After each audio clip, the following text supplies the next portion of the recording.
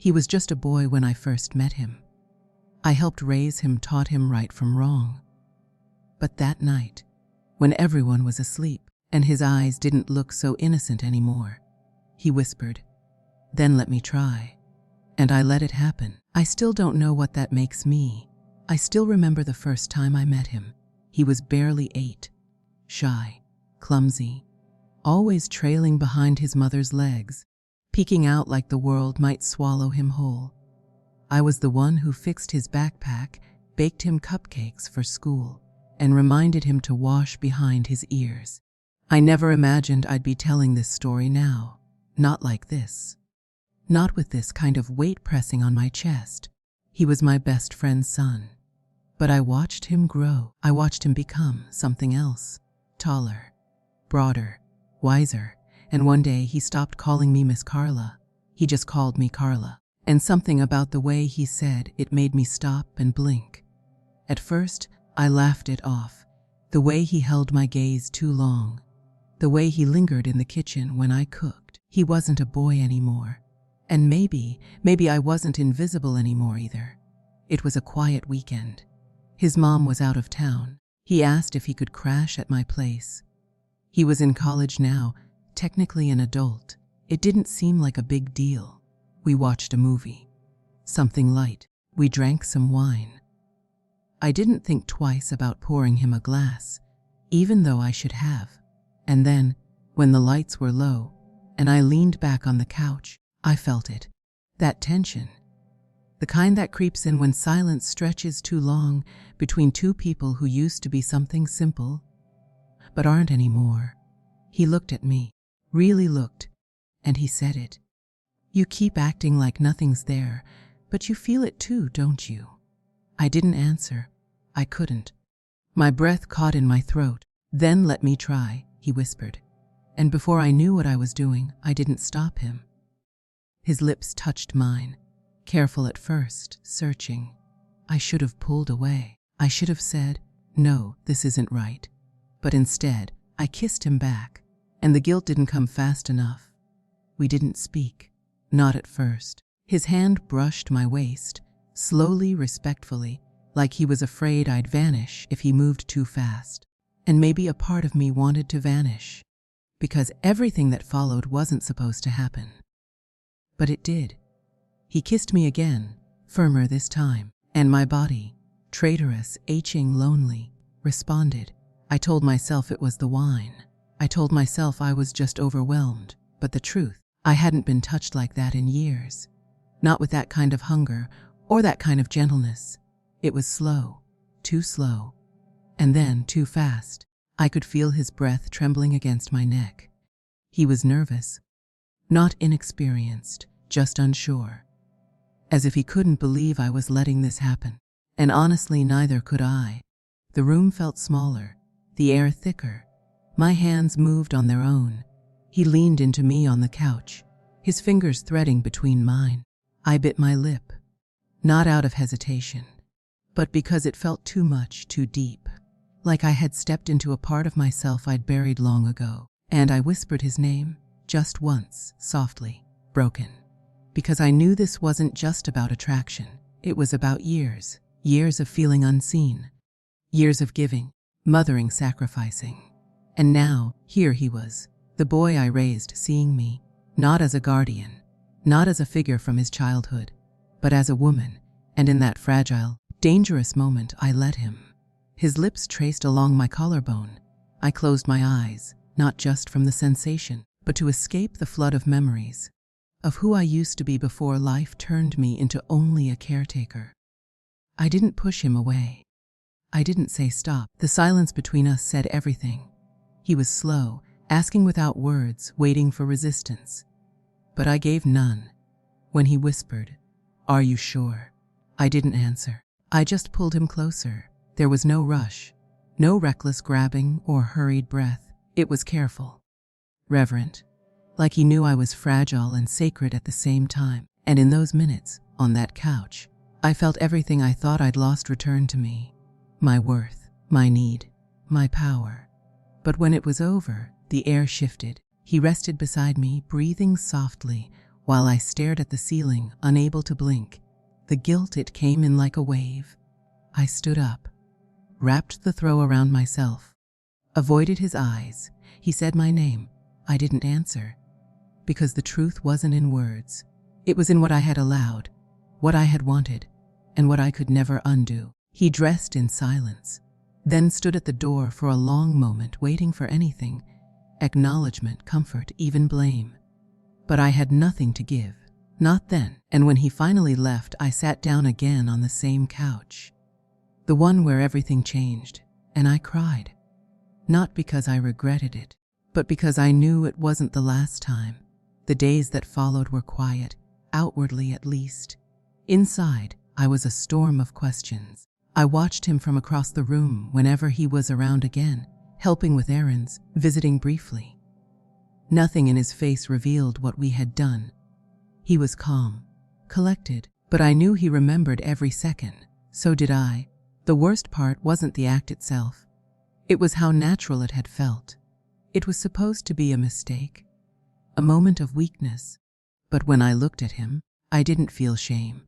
I felt understood. He saw parts of me I hadn't let anyone see in years. And then came the night he stayed late again. This time he didn't ask.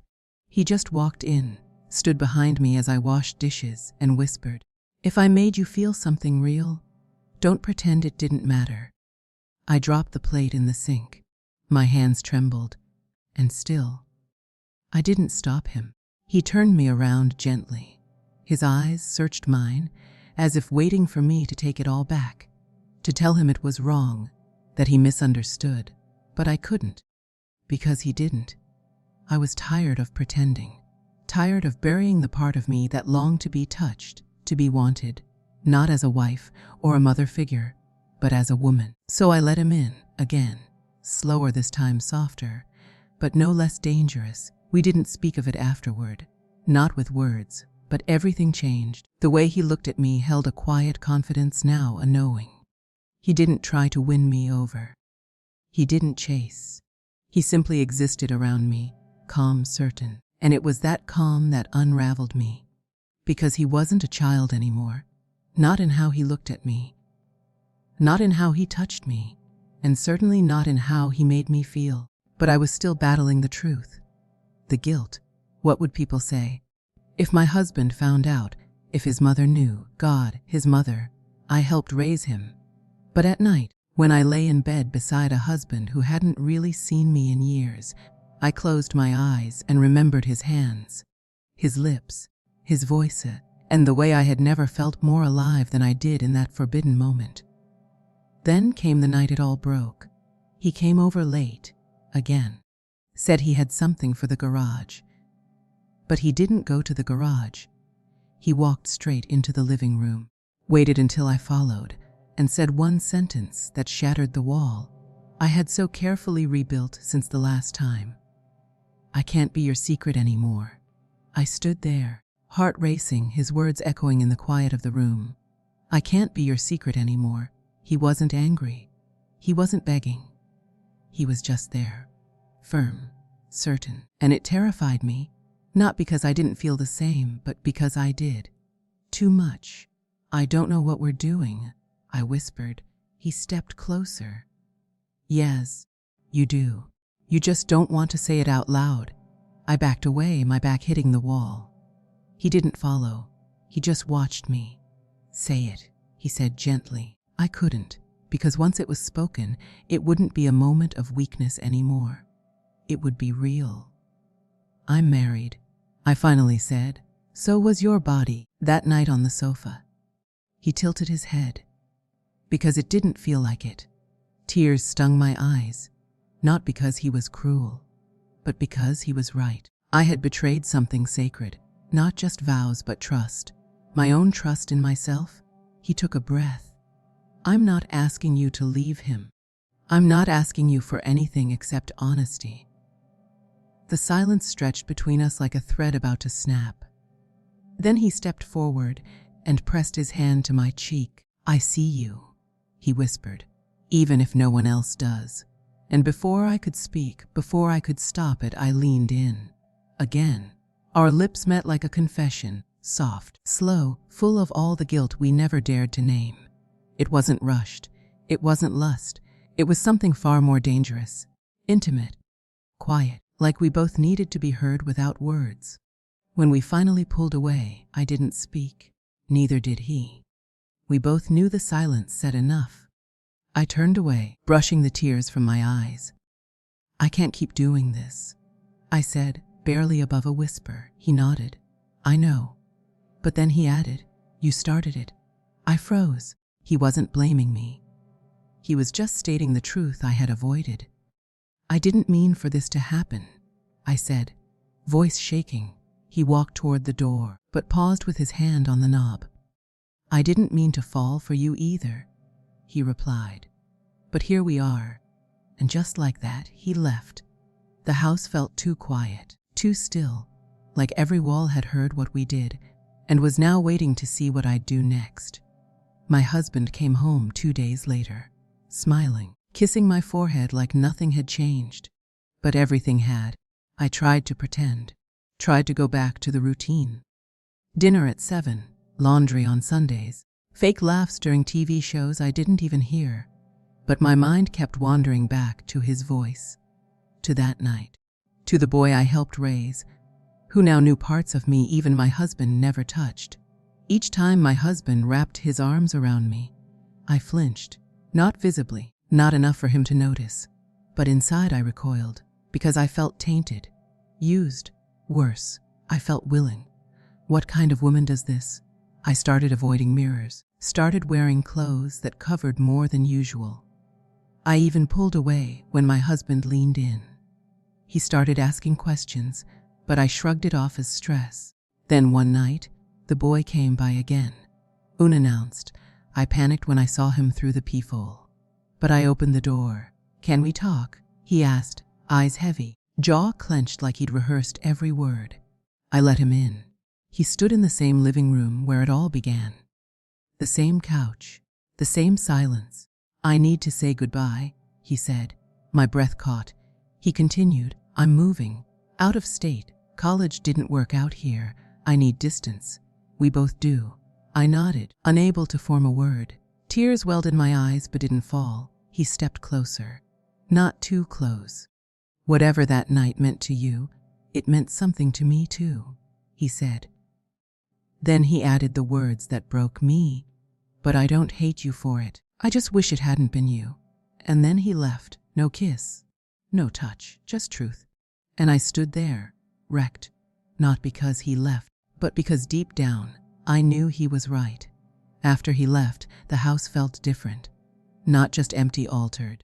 Like something sacred had been broken inside its walls. And I was the one who cracked it. I didn't sleep that night. I just sat in the dark, clutching a blanket that no longer smelled like comfort, only regret. Days passed. Weeks. I tried to bury it. To smother the memory with chores, errands, meaningless noise. But guilt doesn't go away quietly. It scratches. It whispers. It shows up in the quietest moments. Like when my husband kissed my forehead and I flinched again. Or when he brought home flowers and all I could think of was how undeserving I was. Then came the breaking point. One evening, I overheard my husband on the phone with his friend, the boy's father. He was confused, trying to understand why his son had left town so suddenly. There was concern in his voice, a heaviness. That night, I stood in the shower until the water turned cold. I looked at myself, and I finally asked the question I'd been avoiding. Was I the villain in someone else's coming of age? Because this wasn't love. It wasn't a moment of fate. It was a failure, a lapse, a betrayal, not just of my husband, but of the trust that family once had in me. And yet, there was a sliver of me that still remembered how seen I had felt. Not as a wife, not as a caretaker, but as a woman who hadn't been looked at that way in years. That's what made it so dangerous. Not lust, loneliness. I stopped wearing the perfume he once complimented. I stopped sitting in that part of the house. I couldn't even look at the blanket we shared that night without feeling a chill crawl up my spine. But memory doesn't fade just because you want it to. It stains, it lingers, it replays itself in the most ordinary moments. When folding laundry, when passing a mirror, when hearing a voice that almost hears the truth no one wants to admit. Sometimes the worst betrayals aren't the ones others see. They're the ones we carry in silence, the ones that change how we see ourselves forever. Tried to love my husband like before. I kissed him goodnight, held his hand at family dinners, smiled when he talked about his dreams. But inside I was fractured, not just by what I had done, but by the silence I now carried. Guilt became my second skin, invisible to others but suffocating to me. And he noticed. One night, he looked at me across the dinner table and said, "You've changed. Are you okay?" That broke me more than anything else. Because I had no answer that wouldn't shatter him, I nodded, forcing a smile. But deep inside, I knew that something had shifted between us, something I couldn't undo. Then, months later, the boy I raised, the one I let cross the line, showed up again. He came with his new girlfriend, happy, whole, unaffected. He looked at me like nothing had ever happened, and maybe for him it hadn't. But for me, that night never left. When they left, my husband turned to me and said, "He's grown up, hasn't he?" I swallowed hard and whispered, "Yeah, he has." But in my mind, all I could think was I was the one who hadn't. I was the one still haunted, still stuck, still ashamed. Because it only takes one night, one slip, to break the version of yourself you used to believe was unbreakable. And sometimes, the deepest betrayals are the ones you commit against your own soul. Weeks turned into months. I never told anyone, not a soul. The secret lived inside me like a shadow, always present, always whispering. Sometimes I'd wake up in the middle of the night and stare at the ceiling, asking myself, was it a moment of weakness or something deeper I haven't dared to understand? And then I'd hear my husband breathing softly beside me, peaceful, trusting. The man who'd never questioned my loyalty. That hurt the most, because he deserved better than a wife who carried silence like poison. He deserved better than the woman I became that night. I avoided mirrors for a while, because when I looked at myself, I didn't see a cheater. I saw someone I didn't recognize, a version of me that had ignored her own boundaries, blurred the lines, and let something unthinkable happen. Because of curiosity, because of loneliness, because of a boy who looked at me like I was still worthy. I don't know, and I don't know if I'll ever have the answer. Sometimes I wonder if I let it happen because deep down I was desperate to feel alive, to feel seen, to feel chosen. And that's the most painful part, because it wasn't about him. It wasn't about attraction. It was about a wound inside me I hadn't healed, and that moment was just a mirror showing me how broken I had become. Now I live my life trying to make it right, in small ways, in honest ways. I love my husband harder. I stay away from the lines I once ignored, and I remind myself every single day that loyalty isn't just about what you do. It's about what you don't do, even when no one's watching. Because once trust is broken, even within yourself, it takes a lifetime to rebuild. And some parts of you, they never truly come back. Sometimes I see him in passing. Family gatherings, mutual friends, occasions where the past sits in the same room, wearing a smile.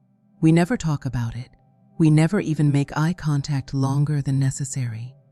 But every time I feel the weight of his presence, I remember not just the night, but the version of myself I met in that silence. He doesn't haunt me, I do, because I never gave him permission, but I also never said no. And that lives in the spaces between my words, in how I answer questions too quickly, in how I flinch when someone mentions trust. He once looked at me like I was temptation, but I look at myself now and only see consequence. If I could go back, would I change it? Yes, but not just that night. I'd go back to the ache I ignored, to the slow fading of myself in my own marriage, to the years I spent quietly disappearing until one moment of attention felt like air. This story isn't about cheating. It's about what happens when a woman forgets her worth and tries to find it in someone else's eyes. I haven't told my husband. Maybe I never will. But every day I choose him, not just out of love, but because I now understand what it means to almost lose yourself and fight to come back.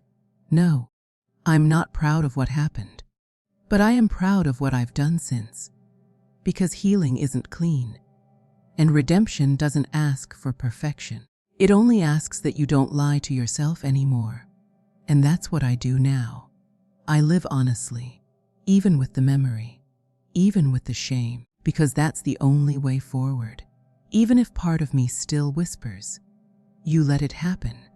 Sometimes at night, when everything is quiet, I find myself staring at the ceiling, thinking about that moment on the sofa. Not because I miss it, but because it changed something in me. It made me realize how fragile boundaries are when your soul is tired, when your heart feels unseen, when silence in your own home starts to feel louder than anything else. He didn't break me. I broke myself, with my stillness, with my decision to stay quiet when everything inside me was begging me to move. And the worst part, he walked away, untouched, unchanged. But I'm the one who stayed behind, sweeping up the pieces, alone. There was no affair, no stolen kisses, no secrets carried into the bedroom. Just a moment, a second, a breath too long held between strangers who used to be something else. And that's the hardest kind of betrayal to explain, because the world only sees what happens on the surface. But I live with what almost happened, with the way my skin remembered the warmth of his hand long after I had told myself to forget. I've forgiven myself now, mostly. But forgiveness doesn't mean forgetting. It just means choosing not to bleed every time the memory surfaces. So I hold the guilt, gently. Like a lesson learned too late, but still in time to matter. Because next time, if there ever is one, I'll move, I'll speak. I'll walk away before the silence becomes an answer I never meant to give. And even now, after all this time, I still wonder if he ever thinks about that night. If he ever replays it the way I do. Not because of what we did, but because of what we almost did. We were just two people, both aching in places we never spoke about, both reaching for something we didn't fully understand, but only one of us had to carry the weight of it afterward. And that person was me. I started looking at mirrors differently, not just to fix my hair or check my makeup, but to ask myself hard questions. Who was I in that moment? What was I really missing? What did I want that I was too ashamed to say out loud? Because it was never just about him. It was about the loneliness, the exhaustion of being needed by everyone and noticed by no one. My husband came home that weekend and kissed me like he always did. Routine. Safe. But something inside me felt altered. Not broken, just aware. Aware of how close I came to losing myself and how easy it is to slide into a version of your life where you stop recognizing the woman in your own reflection. I didn't confess. Not to him. Not to anyone. But I made changes. I started showing up for myself first, speaking my truth, saying no to anything that felt like a slow betrayal of my soul. Because that one moment, as quiet and brief as it was, wasn't just a near mistake. It was a mirror. One that forced me to see what I'd been avoiding for years. And in the silence that followed, I found something unexpected. Not shame, not desire, but clarity. Clarity about who I am and who I never want to be again. But clarity doesn't erase guilt. It doesn't undo the memory. It just sits beside it, quietly, reminding you not to fall asleep at the wheel of your own choices again. Some nights, I still hear the way the couch creaked when he leaned closer. Still remember the warmth of his hand and the chill that followed after he left. I don't glamorize it. I don't justify it. But I also don't deny it happened. Because if I can't be honest with myself, then what kind of life am I even trying to build? The truth is, betrayal doesn't always happen in hotel rooms or behind locked doors. Sometimes it happens in slow inches, on quiet couches, in the space between what you feel and what you allow. And healing, it's not loud. It's not dramatic. It's waking up every day, choosing to be a better version of the woman who almost didn't stop it. You don't forget moments like that. But you can grow from them if you let yourself. And that's exactly what I'm doing now. Not for him, not even for my husband, but for me. Because the woman I'm becoming, she would have stood up the moment his hand brushed hers and said, clearly, without fear or guilt, no. And maybe that's enough.